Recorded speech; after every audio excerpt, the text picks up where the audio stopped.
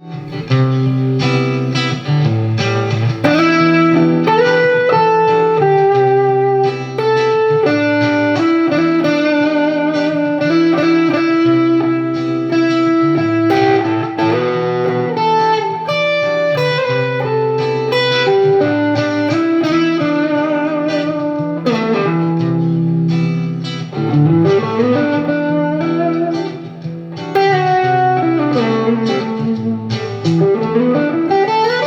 guys, so how do we play over this tune?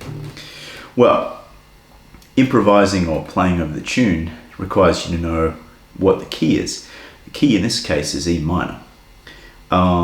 We've got the E pure minor or Aeolian scale, which this song is derived from, although we're not going to use that scale because it sounds lame. Anyway, you know, you've got this scale here.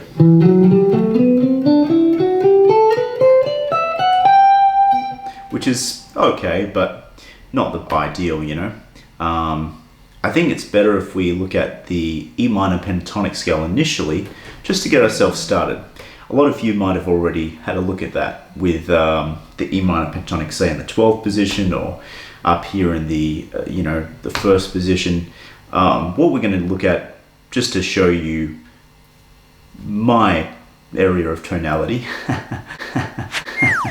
we're going to play in the 7th fret. So we've got the first finger on the E, which is on the 7th fret of the 5th string. So we've got E. Now we're going to put your 4th finger onto G, which is on the same string, but on the 10th fret. And then if you're just thinking about the fingers or the pattern, it's going to be 1, 4, 1, 3, 1, 3, 2, 4, 1, 4.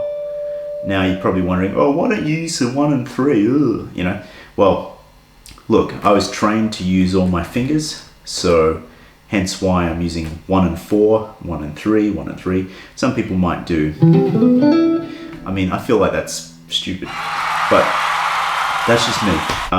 You can totally play it like that if you want to, but I'd probably prefer if you used 1, 4, 1, 3, 1, 3, 2, 4, 1, 4 at the moment. So you've got that scale.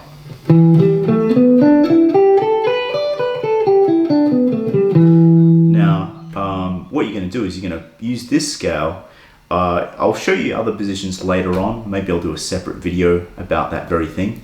But initially, I'm just going to show you how to improvise using this shape and then one other shape, which will be for the chorus section, of course. So let me just show you a little bit on just playing over the verse section with this scale. Now, a lot of you will just be playing the scale up and down.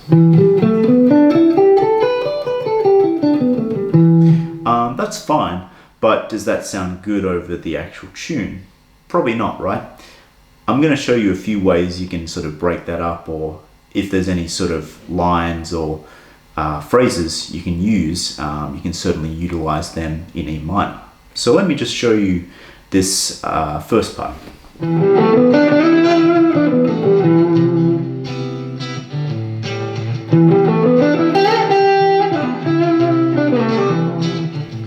Not really that much context that you can actually add to that just with that one scale, but that's where you're wrong. You can actually use little phrases. Let me show you what I mean.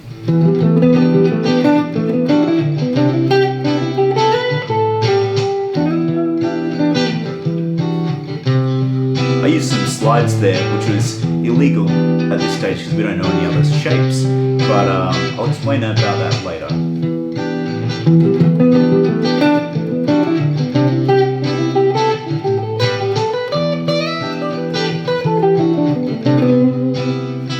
So you can see there that basically I'm just playing groups of 4. Now, what you can actually do, I'll just play this again.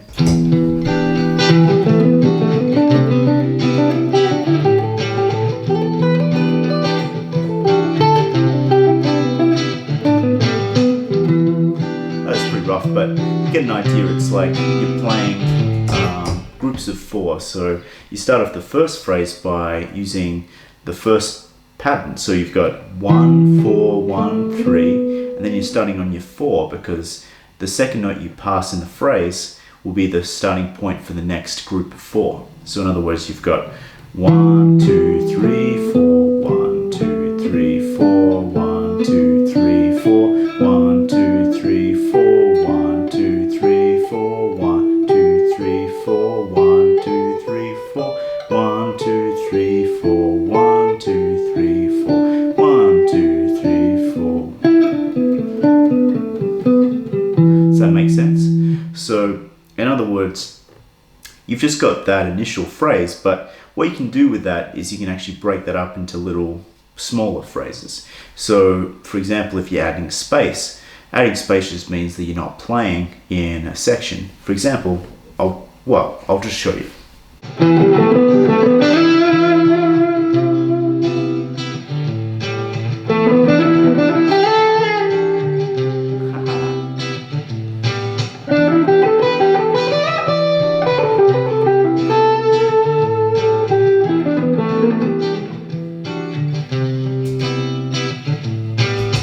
Did you see what I did there? I mean, it wasn't super complicated, but it's just something to get you started into phrases. If you want to get more into phrases, or maybe you're just starting improvising, I'd recommend that you check out a lot of guitarists, so people that can, give you little lines. So maybe that's just like, Eric Clapton or B.B. King, Stevie Ray Vaughan, Kurt Rosenwinkel, who knows, like whoever your influence is. But you just take little phrases and then you put that into the key that you're playing in. For example, if it's a pentatonic phrase, that's like, I'm just playing like a little phrase I just made up, but you can actually transpose that into different keys and different shapes depending on your vibe. Now we've got the second section, which is actually C major or C major 7 and then A major. So all we're going to do is we're going to take the same shape, the E minor pentatonic,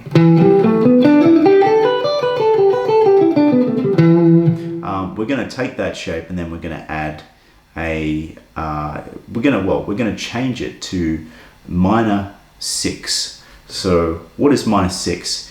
Minor 6 pentatonic is like kind of a hip pentatonic you can use to give you sort of like a, different flavor. But in this case here, we've got C major 7 and A.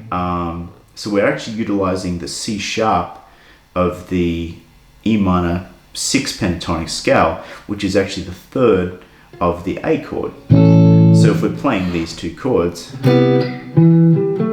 sorry, I'll try to do it slowly.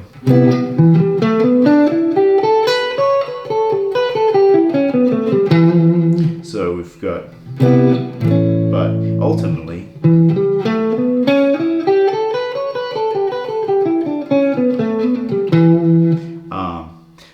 we're just adding that minor 6 here, which is an interesting sound. But if we're playing from the first finger here,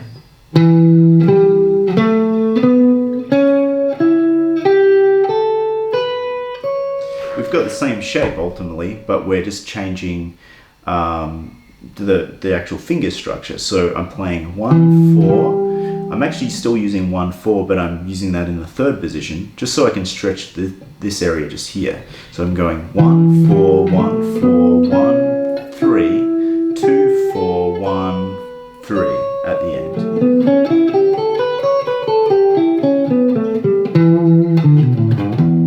So yeah, it just gives you that different flavor that you need for those particular chords. So if you're playing, you're just outlining that C sharp in the chord, or that C sharp there. So the third of the chord, which is an important note in the chord. Cool. So how does that sound?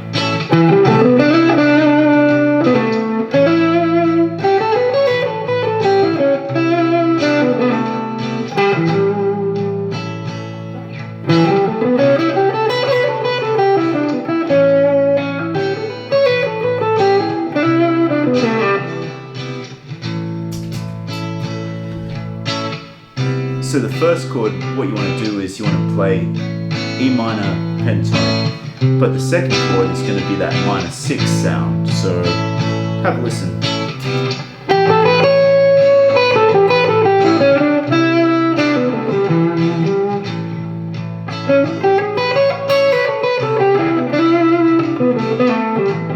Okay, I'm just going to go for it.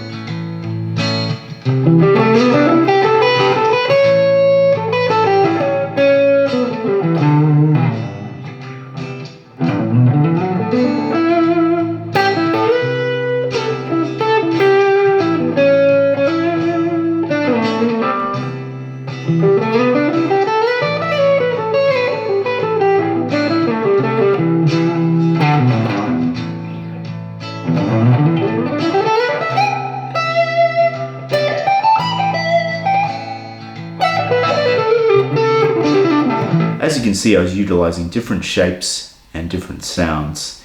That comes later, but at the moment we're just focusing on these two shapes and how to make them sound good. They won't sound good right now, but what you have to do is really spend the time to just break up the phrases. So just play 4 notes.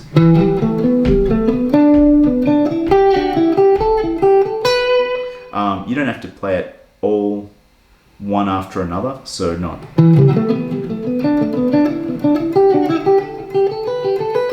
You know, that sounds fine after a while, but you know, it gets a bit repetitive. So break up those patterns, add a little bit of space, practice to a metronome. So a good metronome that will actually give you the timing, but also do it slowly. Don't necessarily do it super fast. There's some of you that might be shredders. That's fine, but you don't have to do it super fast just yet until you know how to play it. Thanks for tuning in, guys. I hope you enjoyed this Incubus Drive Part 2 video. It's been a while coming, but yeah, stay tuned for more content and stay safe out there.